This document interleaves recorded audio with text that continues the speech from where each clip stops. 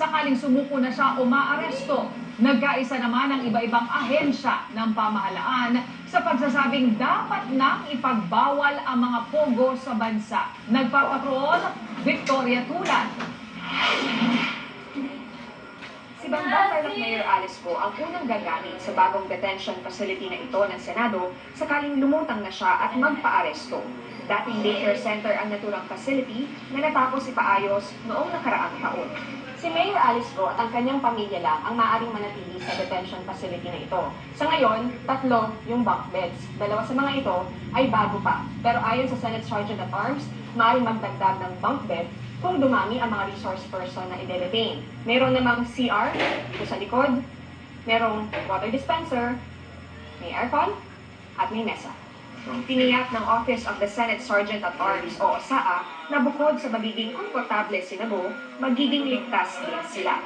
I've done it before. I was commander before, and I assured the people within my area of responsibility that they're safe.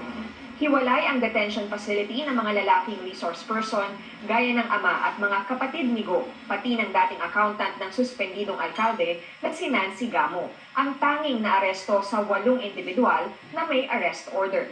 Bawal ang gadgets sa mga naturang facility. Pero nauna nang sinabi ni Senate President Francis Escudero na pinapareview na niya ang Senate rules kung maaaring payagan ang mga ito. Ayon kay Senador Sherwin Gatchalian, hindi pa rin nahahanap ng OSAA si Go. So, ang recommendation ko nga ay mag-coordinate sa mga enforcement agencies like PNP, NBI, even local government units.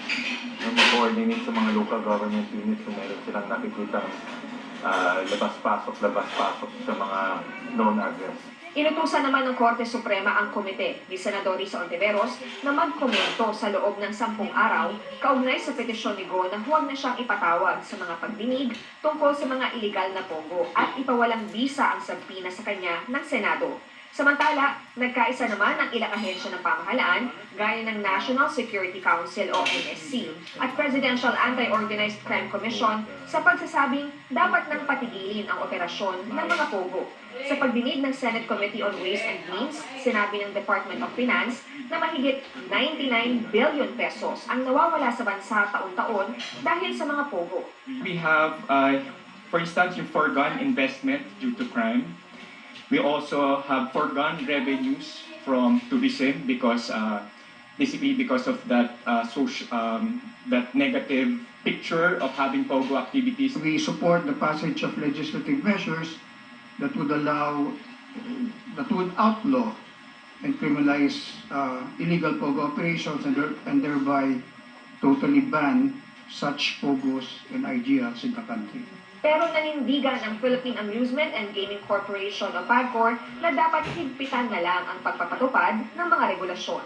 Nabawasan natin at tinanggal natin ng lisensya yung mga illegal. Dapat regulahan lang ng mabuti at ma-monitor ng mabuti para sa ganun, hindi naman masayang yung pondo na nakukulikta ng PAGCOR na maibabalik sa nation building. Para naman kay Gatchalian, kailangan na rin bantayan ang mga online gaming gaya ng online casino dahil maaaring malulong ang mga Pinoy rito.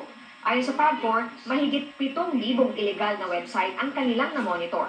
Mahigit 5,000 sa mga ito na block na. Victoria Tulad, ABS-CBN News.